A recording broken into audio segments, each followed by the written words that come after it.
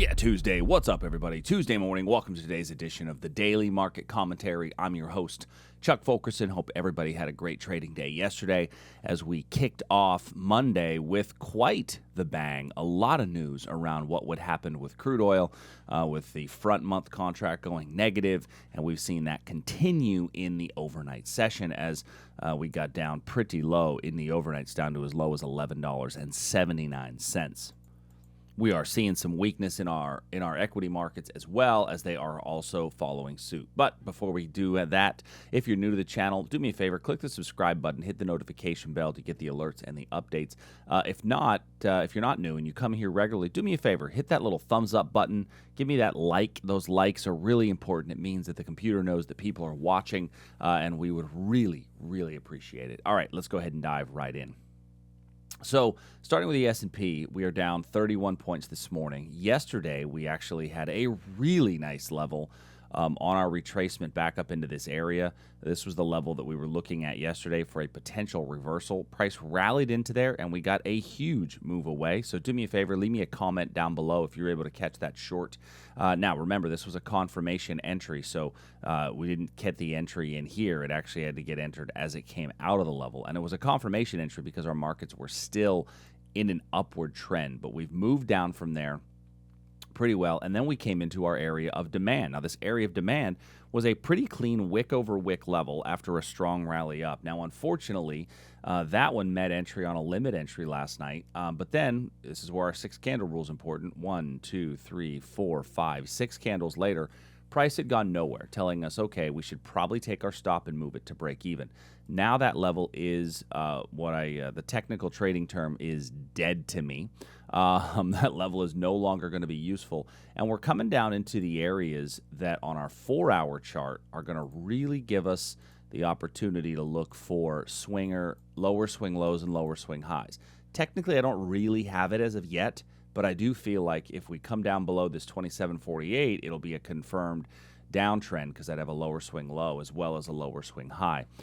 We are not there in the S&P. We are there, however, in the Dow. The Dow did give us a slightly confirmed downtrend if you use swing high, swing low, swing high. Once we got below this area here, you then had an opportunity to stay short. And the Russell as well, giving us that picture of lower swing lows, lower swing highs. So the S&P, just about there, not quite as clean as the others, but I'm okay if you want to jump in and look at taking a short opportunity. So the short that I'm looking at this morning would be on the 15-minute chart, a little bit smaller time period if we get the rally up. Into these areas, we see a lot of just noise up in here. I'm not sure if those levels are going to be as quality, but I do like this area up here. Now, not a great time of day. That's the downside of this level, but it was our breakout level, and that really did become a breakout trade when you really look at it, as it was just kind of chopping sideways. Right in here, we broke out somewhere up in there. We may get a reversal up to this level right here, and you could see a little reversal up in here as well. This 28, right around 2,800, and 2,800 is is kind of a whole round number, so look for that as well.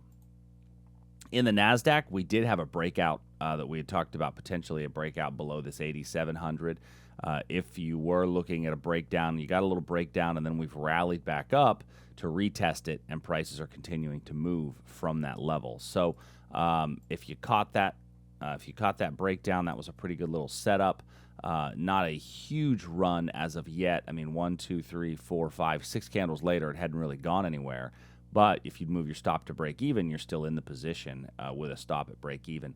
If you wanted to try to short on a retest back up to one of these levels, none of these areas are very clean. And then you had this little wick over wick area here. So I think the S&P is actually a better opportunity to short than the Nasdaq today. As far as looking for a long, where do I see quality areas for a long? Probably the best one is down here at about just south of 8,500.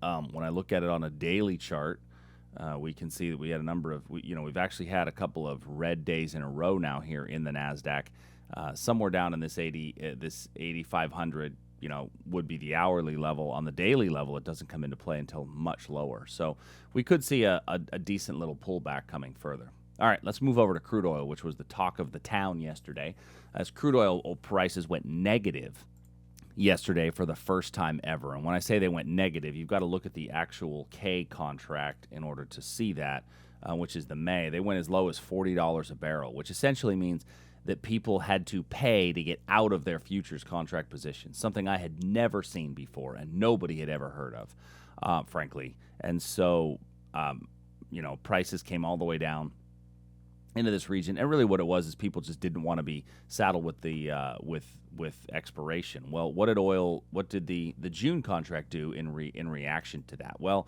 in our overnight levels, we saw the June contract really came down as well. A little bit of basing for a breakdown, but then we came into the gap fill level and blew right through the gap fill level in the overnight as the European markets opened up. So the European markets blew it right, filled the gap fill level. We then had, I got to go back significantly further, and we're going to go back to a maximum available weekly chart. And we go back to our maximum available weekly chart. We had two levels of demand, one down here, this little bit of sideways, and this one right here. Well, taking a look at those levels, we saw that we just blew right through that first level, and we bounced off of the second level. Am I telling you that I had a long setup on that second level? Heck no, I'm not telling you I had a long setup on that second level. Nobody had that long setup. And if you did, I'd have a hard time believing it. But we did get a big rally up off of that area to now, and that was really just in the last hour or so.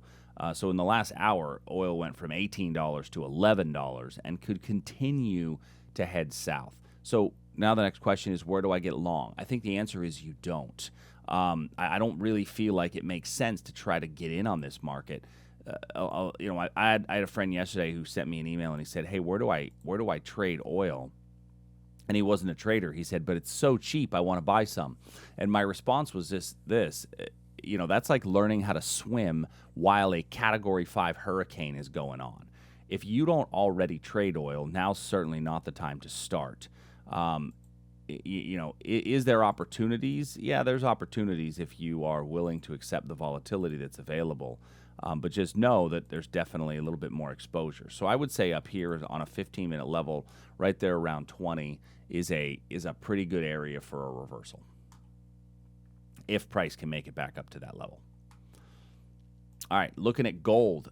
Gold, oddly enough, we had a little breakdown area yesterday and a reversal for a short.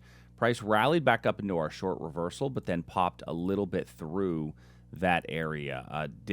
We looked at the pivot area here. We came very close to it and then dropped away, which tells us it should be a confirmation entry the second time, and then popped right through. Now, even if you did get in, you got a small stop out as it chopped sideways. But then in the overnights, gold also fell. Big move away. We didn't really get quality basing in front of our breakdown zone. And so now I'm looking at this area right up in here for a reversal. As unfortunately, we had a 1-hour breakdown, but our 1-hour breakdown did not give us quality basing. We broke out right here, but this does not count as a breakout.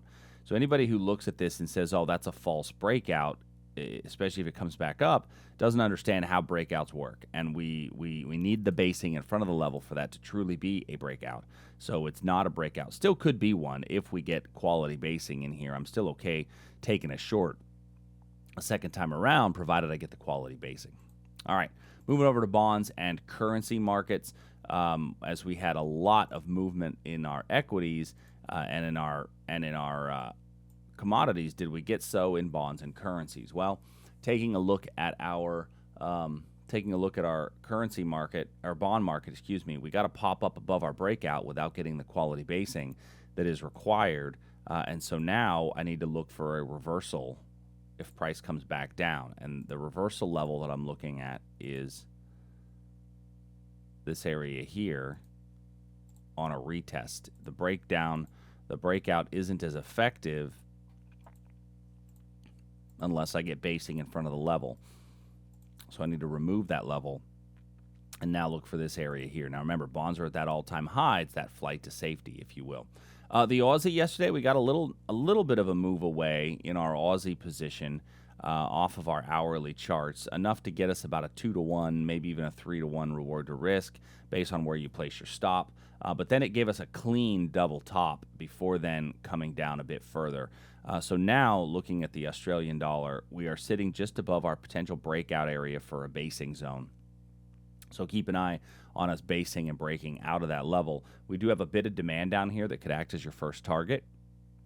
So keep an eye on that. If you don't want to take the breakout, wait for a retest, and you may get a retest back up into this area here. This area here is better than the one down here. Now, why?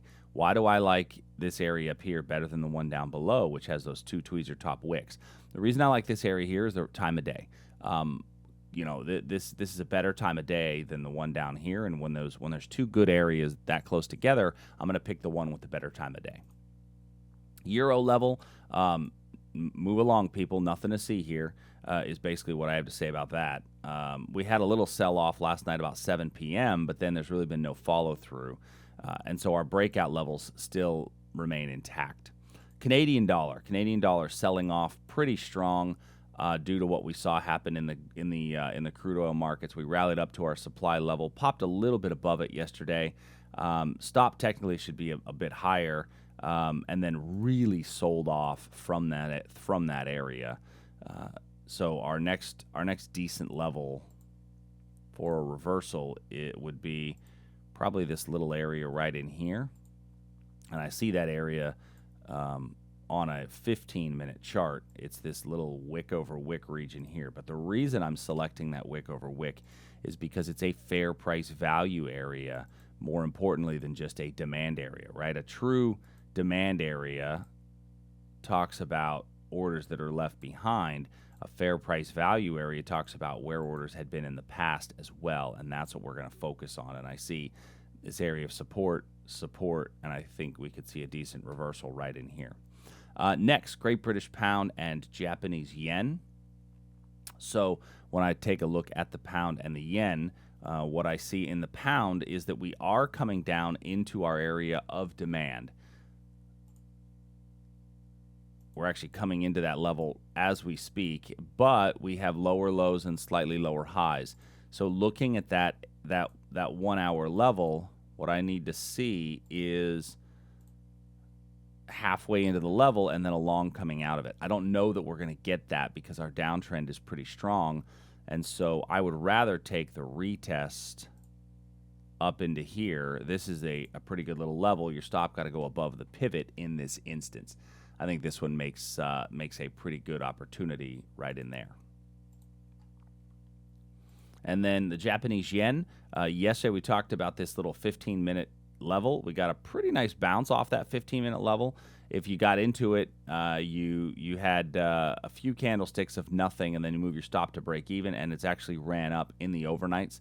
So that one we traded all the way to the bottom, so I have to remove it. So that was a really nice little trade, a nice setup. And I think if we get some basing below here, we could have another breakout above this region in here. So hopefully these make sense. If you've got any questions, please feel free to shoot us an email, support@tradersarmy.com. Remember, everybody, stay safe out there. Don't try to trade and wade into dangerous markets that you're not comfortable with. Nothing is good about that. So hope you guys have a great day, and until tomorrow, I will see you.